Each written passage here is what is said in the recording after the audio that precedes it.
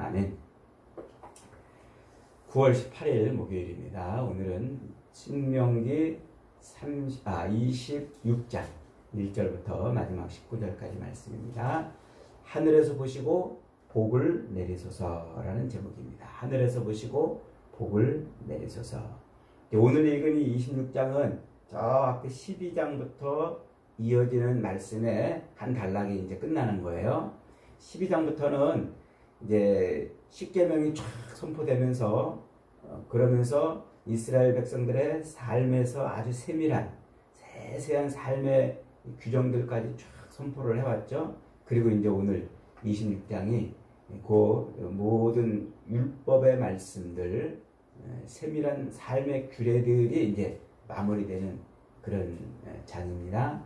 그래서 요 12장부터 26장까지에 있는 그 율법, 십계명을 비롯해서 백성들과의 삶 속에서 벌어지는 모든 이 세밀한, 아주 세밀한 규례들, 이런 규례들이 결국 무슨 역할을 하는 겁니까?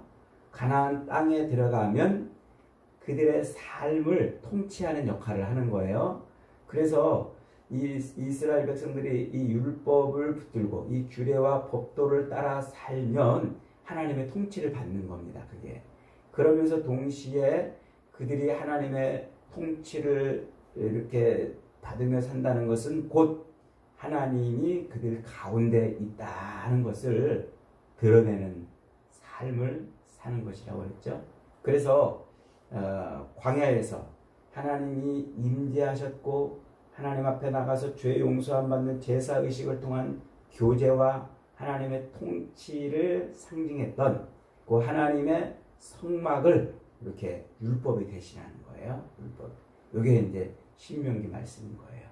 이렇게 하나님의 임재와 교제와 통치가 말씀으로 율법의 말씀으로 실현돼서 나타나는 것이 신명기라면 이제 그 신명기 말씀이 신약으로 건너가면 예수님이 그렇게 말씀이 육신이 돼서 우리 가운데 오신 예수님이 곧 하나님의 임재와 교제와 통치를 실현하는 분이 되시는 거예요. 그래서 예수님이 말씀으로 오시는 거예요. 그래서 예수님이 육신을 입고 이 땅에 이제 말씀으로 오셔서 신명기의 율법, 그 율법이 하려고 했던 하나님의 임재와 교제와 통치를 실현해내는 그런 분이 되시는 거예요. 그래서 예수님은 율법을 성취하신 분이다. 이렇게 이제 말한다고 그랬죠. 그래서 이 신명기는 그렇게 하나님의 이 율법의 말씀이 이스라엘 백성들의 삶 중심의 삶 속에서 살아 역사하는 그런 이제 말씀을 선포하는 것이라 이렇게 이제 말하는 거예요. 자, 오늘 우리 26장은 이제 이스라엘 백성들이 그 가나안 땅에 들어가면 뭐 하라고 그래요? 그 땅에 들어가면 이제 그 땅에서 처음 수확한 수확물, 만물, 처음 농사를 짓고서 처음 거둬들인 그 첫 소출, 그 첫 소출을 이 광주리에 담아가지고 하나님이 자기 이름을 두시려고 택하신 곳, 그곳에 와서 이제 하나님 앞에 제사를 드리라 이 얘기예요. 그래서 이제 이스라엘 백성들이 이 삶이 이제 가나안 땅에 들어가면은 그들의 이제 문화가 이제 바뀌는 거예요. 무슨 문화로 바뀌어요? 지금까지는 이동하는 문화였잖아요.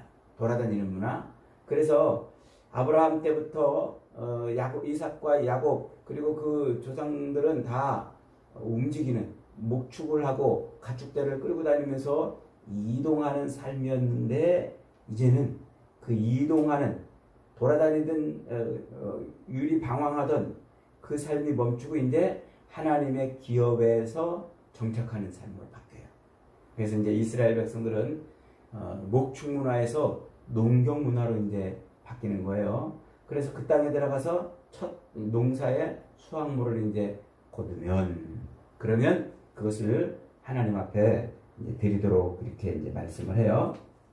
자, 그런데 그냥 드리지 말고 뭘 하라고 그래요? 신앙 고백을 하라 이렇게 말씀하고 있어요. 그래서 5절에 보니까 이제 그 광주리에 그걸 담아가지고 제사장 앞에 갖다 놓고 그리고 뭐라고 고백을 하면서 하나님 앞에 제사하냐면 5절에 내 조상은 방랑하는 아람 사람으로 애굽에 내려가서 거기에 소수로 거류하였더니 거기에서 크고 강하고 번성한 민족이 되었는데 애굽 사람이 우리를 학대하며 우리를 괴롭히며 우리에게 중노동을 시키므로 우리가 우리 조상의 하나님 여호와께 부르짖었더니 여호와께서 우리 음성을 들으시고 우리의 고통과 신고와 압제를 보시고 여호와께서 강한 손과 편팔과 큰 위엄과 이적과 기사로 우리를 애굽에서 인도하여 내시고 이곳으로 인도하사 이 땅 곧 젖과 꿀이 흐르는 땅을 주셨나이다. 이제 여호와여 이제 내가 주께서 내게 주신 이 토지의 소산 만물을 가져갔나이다. 이렇게 고백하며 하나님 앞에 이 수확물을 드리라 그래요. 그러니까 이게 무슨 말입니까? 과거 이스라엘 백성들 지금 이스라엘 백성들의 그 조상들에게 언약하신 그 언약이 성취되었다는 것을 확인함과 동시에 자기들은 하나님의 은혜로 지금 여기 이렇게 살고 있다는 것을 고백하라는 거예요. 그래서 방황하는 아람 사람이라고 말하는데 이제 그 방황하는 아람 사람은 야곱을 의미하죠. 야곱은 하나님의 그 언약의 땅, 약속의 땅에서 형과 아버지를 속이고서 장자권을 훔쳐서 도망을 치잖아요. 그래서 하나님이 할아버지 아브라함에게 약속하셨던 그리고 아버지 이삭에게 약속하셨던 그 약속의 땅을 떠나요. 그리고 유리방황하는 존재가 되죠. 그 약속의 땅을 떠나서 애굽의 종로로 타고 있던 그 후손들을 하나님이 꺼내셔서 다시 어떻게 했다는 거예요? 그 약속의 땅으로 다시 데리고 왔다. 들여보냈다. 그래서 우리가 지금 여기 이렇게 살고 있나이다. 이렇게 이제 고백을 하라는 거예요. 그래서 이스라엘 백성들은 자기들의 그 존재 자체가 하나님이 아니면 있을 수 없는 존재였다. 하나님의 은혜가 아니면 있을 수 없는 존재였다. 이런 고백을 하라는 거예요. 여러분 이게 바로 우리의 고백이 돼야 돼요. 우리가 지금 이 자리에 이렇게 있는 것 하나님의 은혜가 아니면 있을 수 없는 거예요. 이게 하나님이 지금 우리를 이스라엘 백성들을 그렇게 유리방황하는 그런 사람들을 아무것도 아닌 비천한 존재를 끌고 결국은 약속의 땅으로 끌고 오신 하나님의 은혜로 그들이 존재하는 것처럼 우리도 지금 이렇게 하나님의 은혜로 살고 있어요. 어디까지?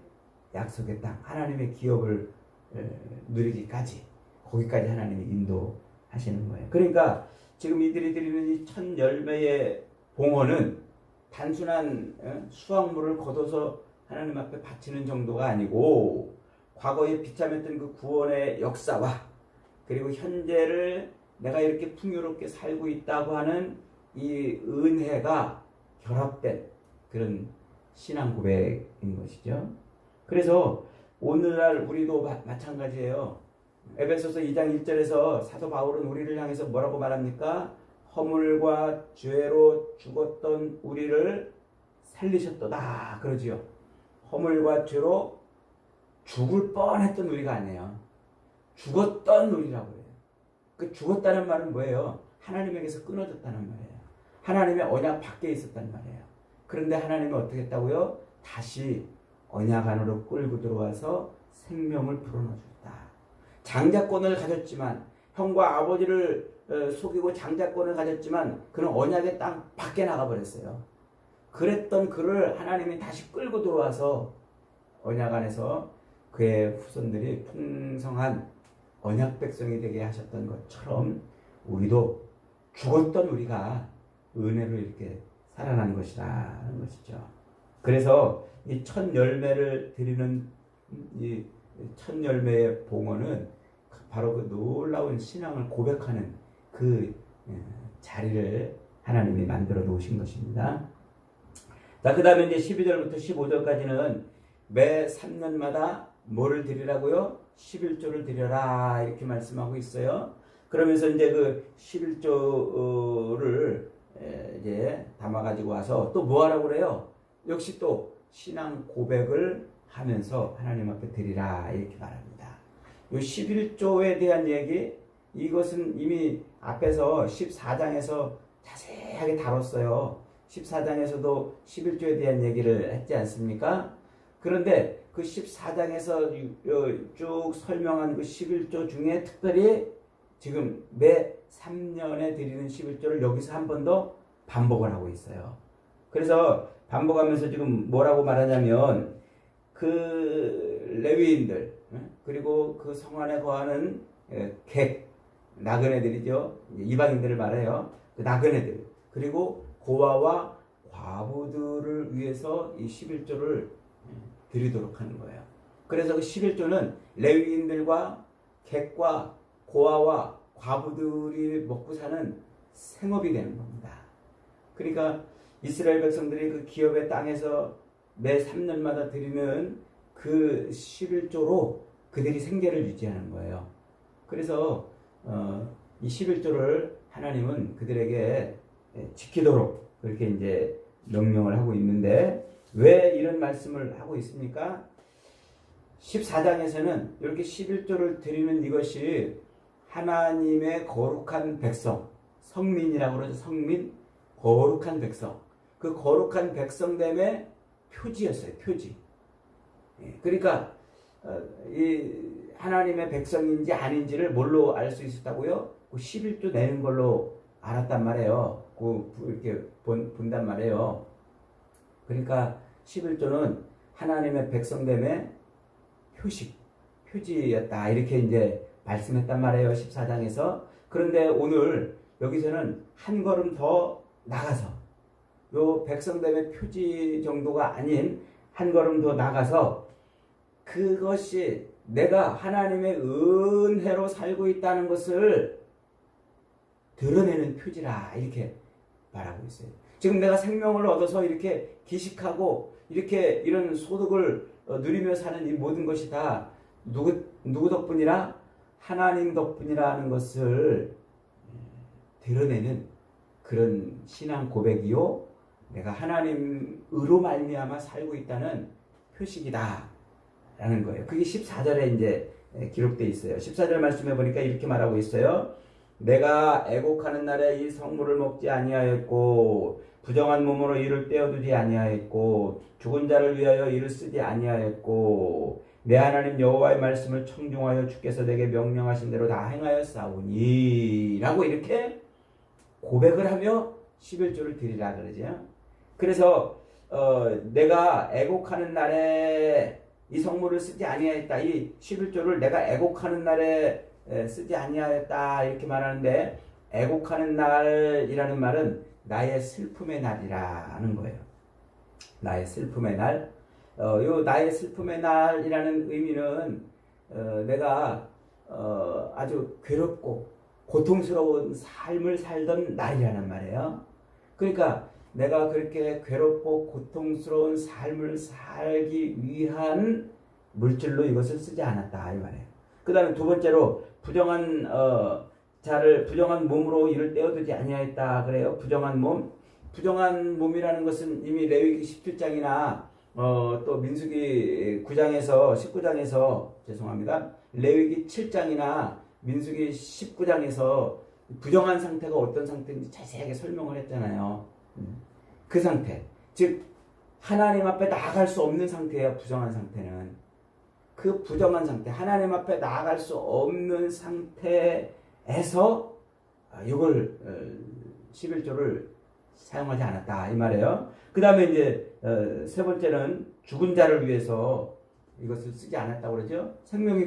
죽은 자는 생명이 끊어진 상태입니다. 그러니까 애곡하는 날, 그리고 부정한 몸으로 있는 때, 그리고 죽은 자를 위해서 이 11조를 사용하지 않았다 이 말은 뒤집어서 얘기하면 내가 지금 이 11조를 이렇게 갖고 왔다는 것은 뭐예요? 갖고 왔다는 것은 내가 하나님의 은혜로 지금 살았습니다 하는 것을 고백하는 것이란 말이에요. 그러니까 슬픔의 날 혹은 부정에서 하나님 앞에 나올 수 없는 상태 혹은 죽어있는 그런 상태라면 11조를 가지고 올 수가 없잖아요. 그런데 지금 어떻게 했다는 말이에요? 11조를 가져왔다는 것은 내가 살아있다는 거예요. 살아있다. 그것은 이 11조는 곧 내가 하나님 앞에 생명을 누리고 있는 사람입니다. 하나님 앞에 나 지금 생명을 하나님의 은혜로 지금 이렇게 호흡하고 내가 이만큼 누리고 있습니다. 라는 것을 고백하라는 그 고백이라는 겁니다. 그래서 11조를 드린다는 것은 그가 하나님으로 말미암아 살아있는 존재임을 고백하는 거예요. 오늘날 우리가 교회에서 11조를 드려야 되느니 말아야 되느니 이런 논란들이 많은데 신약에서는 11조 개념이 없다 이렇게 말하는데 천만의 말씀이에요. 성경은 우리의 소득의 10의 1조를 구별하여 드리라는 이 말씀이 그냥 소득의 11조를 드리라는 게 아니에요. 내 생명이 지금 누구로 말미암아 살고 있다? 하나님으로 말미암아 지금 내가 살고 있다는 것을 드러내는 표식으로 이렇게 살라고 지금 말씀하고 있어요. 그러니까 하나님이 아니면 난 살 수가 없는 거죠.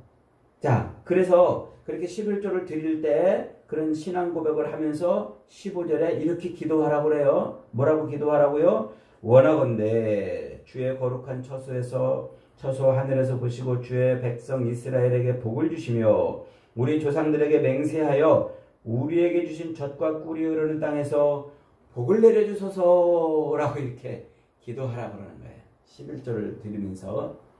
그래서 11조를 낼 때 하나님 하늘에서 우리를 보시고 복을 주세요. 이렇게 기도하라고 그러는 거예요. 그때 그 복은 뭘까요? 그 복은 이 땅에서 잘 먹고 잘 사는 복이 아니에요. 11조가 우리가 11조가 내면 그 11조가 10배가 돼가지고 나한테 돌아오는 물질의 복이 아니에요. 하나님으로 생명을 얻는 복이에요. 하나님으로 생명을 얻는 복. 이 너무 중요한 개념인데 우리는 11조 그러면 11조 내면 복 주신다. 11조 내시면 11조 내면 복 준다. 그러니까 그 복을 자꾸 뭘로 환산해내냐면 자꾸 물질의 복으로 환산해내는 거예요. 하나님이 우리에게 생명을 주셔서 하나님과 교통하고 교제하는 하나님에게서 끊어지지 않는 상태로 우리를 붙들어 주시는 거예요. 그게 11조에 담겨있는 의미인 겁니다. 그래서 11조는 바로 우리의 신앙의 절정이라 이렇게 말할 수가 있어요. 이미 11조는 창세기 때부터 여러 번 반복해서 설명이 된 것이기 때문에 더 깊게 설명하지 않아도 될 겁니다. 11조는 내가 살아있다는 표식이고 내가 살아있다는 거 뭐예요? 움직이잖아요. 시체는 꼼짝 못하고 가만히 있잖아요. 근데 꼼지락꼼지락 움직인다는 건 내가 살아있다는 거잖아요. 그게 내 삶의 11조를 자꾸 하나님 앞에 드린다는 것은 내가 하나님으로 말미암아 지금 살아있다는 것을 표식하는 거예요. 그런 놀라운 의미를 담고 있는 겁니다.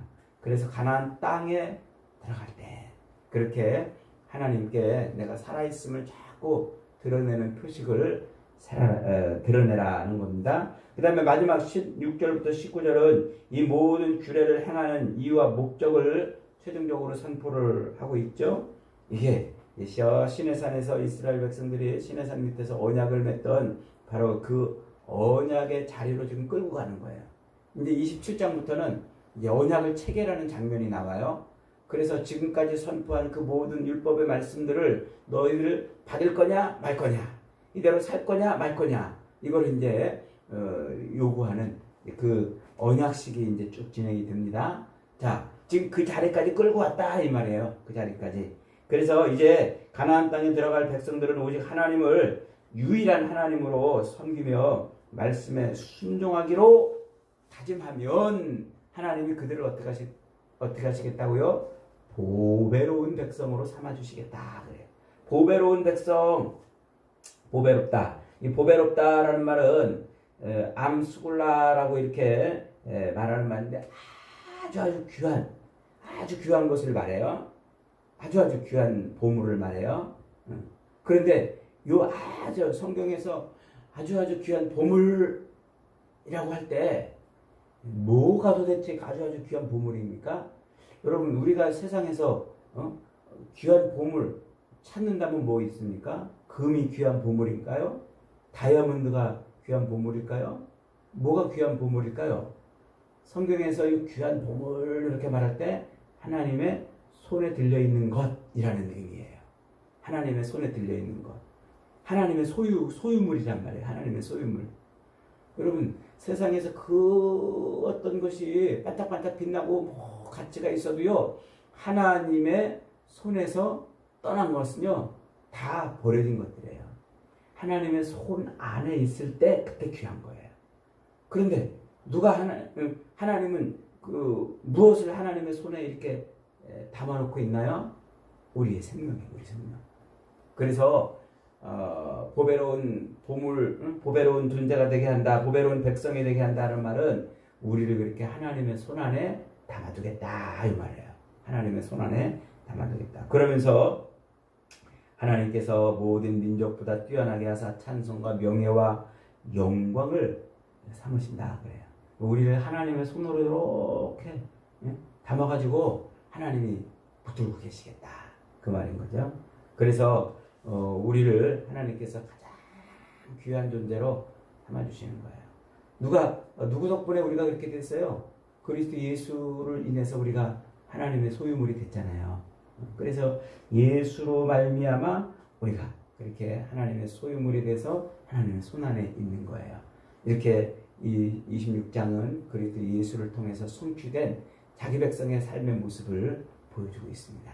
사랑하는 여러분, 오늘 저와 여러분은 하나님의 손 안에 있는 생명인 줄 믿으시기 바랍니다. 그 무엇도, 그 누구도 우리의 생명을 뺏어갈 자가 없어요. 그래서 어떤 환난이나 시련이나 환난이나 곤고나 그 무엇도 우리를 하나님의 사랑에서 끊어낼 게 없다. 사도 바울은 그렇게 외치고 있는 겁니다. 오늘도 저와 여러분이 하나님의 백성됨의 표지, 하나님의 살아있는 것을 드러내는 그 삶을 온전히 살아서 하나님의 손 안에 있는 복된 삶을 살아가시기를 주님의 이름으로 축복합니다. 아멘. 말씀 붙들고